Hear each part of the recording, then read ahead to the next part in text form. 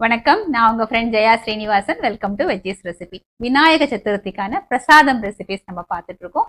அந்த வரிசையில இன்னைக்கு அம்மினி கொழுக்கட்டை பண்ண போறோம். இது வந்து பிரசாதமா மட்டும் இல்ல, நம்ம ஒரு பிரஞ்ச் முடிச்சுட்டு சாயந்தரம் லேசா பசிக்கும் இல்லையா, அந்த நேரத்துக்குள்ள பண்ணி சாப்பிடலாம். இல்ல டின்னருக்கும் நம்ம யூஸ் பண்ணிக்கலாம். இதுல நிறைய வேரியேஷன்ஸ் பண்ணலாம். ரொம்ப ஹெல்தியான ஒரு ரெசிபி. நம்ம வீட்டுல அரிசி மாவு எப்பயுமே இருக்கும், அது இருந்தாலே போதும். இந்த பிரசாதம் நம்ம ரெடி பண்ணிடலாம். ஃபர்ஸ்ட் டைம் சேனலை பார்க்குறீங்கன்னா ப்ளீஸ் சப்ஸ்கிரைப் பண்ணுங்க. பெல் ஐக்கானை கிளிக் பண்ணி ஆல் ஆப்ஷன் கொடுத்துட்டீங்கன்னா நான் போடக்கூடிய எல்லா வீடியோஸும் குவிக்காக வந்து உங்களுக்கு ரீச் ஆகும். வாங்க ஈஸியாக இந்த அம்மினி கொழுக்கட்டை எப்படி பண்ணுறதுன்னு பார்க்கலாம். அம்மினி கொழுக்கட்டை பண்ணுறதுக்கு 1 கப்பு அரிசி மாவு எடுத்துட்டு இருக்கேன். கோகுலாஷ்டமிக்கு முன்னாடி ப்ரீ ப்ரிப்பரேஷன் வீடியோ போட்டிருந்தாங்க பாருங்க, ப்ராசஸ்டு அரிசி மாவு. இது எப்படி ப்ரிப்பேர் பண்ணணும் அப்படின்னு அதில் வந்து டீட்டெயிலாக சொல்லியிருக்கேன். நீங்கள் வேணும்னா நீங்கள் பார்த்துக்கலாம். 1 டீஸ்பூன் உளுத்த மாவு. உளுத்த மாவு எப்படி ப்ரிப்பேர் பண்ணணும் அப்படிங்கிற டீட்டெயிலும் வந்து அந்த வீடியோவில் இருக்குது. 2 டேபிள் ஸ்பூன் தேங்காய் துருவல், 1 பச்சை மிளகா, கொஞ்சம் கருவேப்பிலை. தண்ணி எதுவும் சேர்க்காம மிக்சியில் வந்து கொரப்பா நம்ம அரைச்சி எடுத்துக்கணும். இந்த மாதிரி ஏதாவது ஒரு பவுல் எடுத்துக்கலாம். அதில் நம்ம எடுத்து வச்சிருக்கிற 1 கப் அரிசி மாவு சேர்த்துப்போம். 1 டீஸ்பூன் உளுத்த மாவு சேர்த்துக்கலாம். இதை நல்லா மிக்ஸ் பண்ணிடுவோம். உளுத்த மாவு சேர்க்கறதுனால இந்த அம்மினி கொழுக்கட்டை வந்து நல்லா வாசனையாக இருக்கும். ஸ்டவ்வில் ஒரு பேன் வச்சுருக்கேன். 1 டேபிள் ஸ்பூன் தேங்காய் எண்ணெய் ஆட் பண்ணிக்கலாம். எண்ணெய் சூடானதும் 1/4 டீஸ்பூன் கடுகு சேர்த்துக்கலாம். கடுகு வெடிச்சதும் 1/4 டீஸ்பூன் பெருங்காயத்தூள். 1 கப்பு அரிசி மாவுக்கு 1.5 கப்பு தண்ணி நம்ம இதில் சேர்த்துக்கலாம்.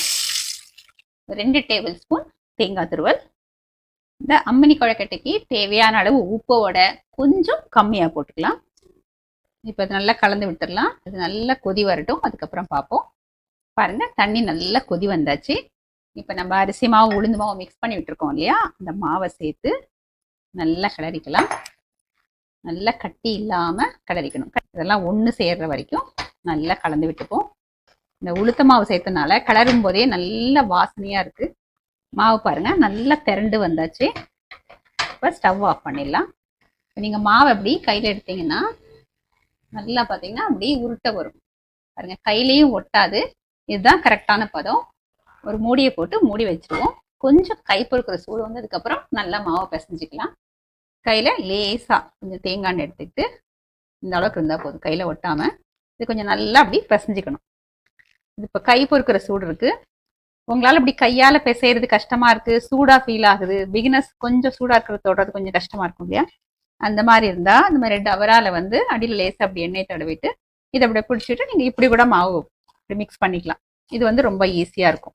பாருங்க, நல்லா பிசைஞ்சாச்சு. அதுக்கு இப்படி கொஞ்சமாக இந்த மிக்ஸ் பண்ணியிருக்கிற இந்த மாவை எடுத்து இப்படி சின்ன சின்னதாக கிள்ளி இப்படி நல்லா அப்படி உருட்டி போட்டுக்கணும். இப்படி உருண்டையாக தான் போடணும்னு அவசியம் இல்லை, நீளமாக போட்டுக்கலாம்.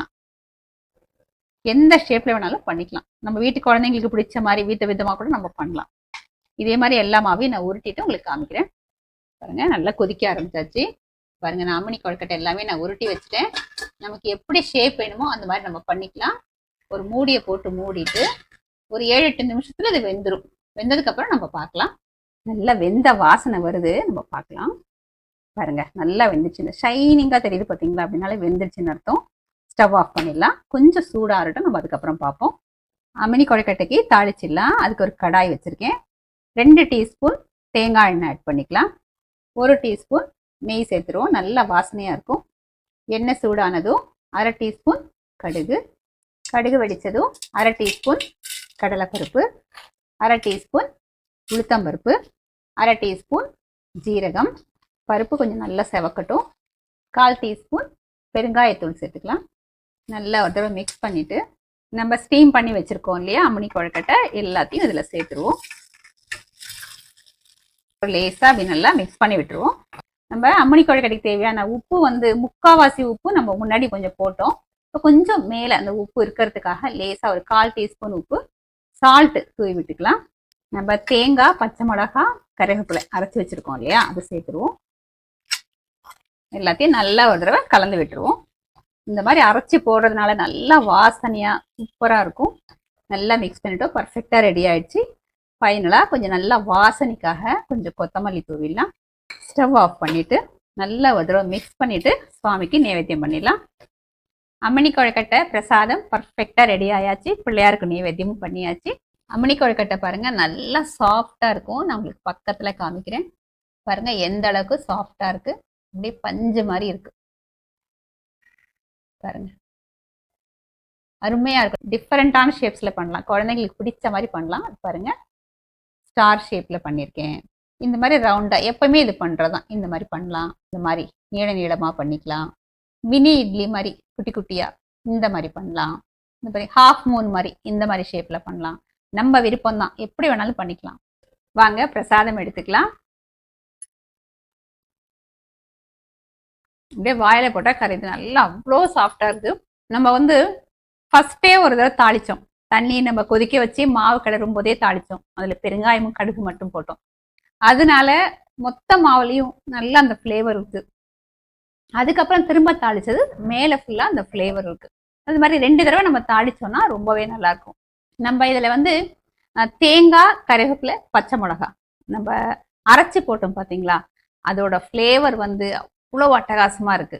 நம்ம வந்து மாவு கிளறும் போதும் தேங்காய் போட்டோம், அதுக்கப்புறம் அரைச்சும் போட்டோம். இந்த 2 தடவை போட்டதுனால மாவு ஃபுல்லுமே ஈவன் உள்ளேயுமே கூட அந்த தேங்காயோட ஃப்ளேவர் நல்லா இருக்கு. தேங்காய் எண்ணெயில தாளிச்சு பண்ணுங்க, அதுதான் ரொம்பவே நல்லா இருக்கும். கடைசியா சேர்த்தா கொத்தமல்லி அவ்வளோ நல்ல வாசனையை கொடுக்குது. இதே மாதிரி இதே மெத்தட்ல நிறைய வேரியேஷன்ஸோட நீங்க ப்ரிப்பேர் பண்ணி பாருங்க. இந்த விநாயகர் சதுர்த்திக்கு பண்ணி நீங்க சுவாமிக்கு நைவேத்தியம் பண்ணிட்டு எப்படி வந்து எனக்கு கமெண்ட்ல சொல்லுங்க. லைக் பண்ணுங்க, உங்க ஃப்ரெண்ட்ஸ் அண்ட் ஃபேமிலியோட ஷேர் பண்ணுங்க. புது ரெசிபியோட நாளைக்கு நான் உங்களை மீட் பண்றேன். தேங்க்ஸ் ஃபார் வாட்சிங்.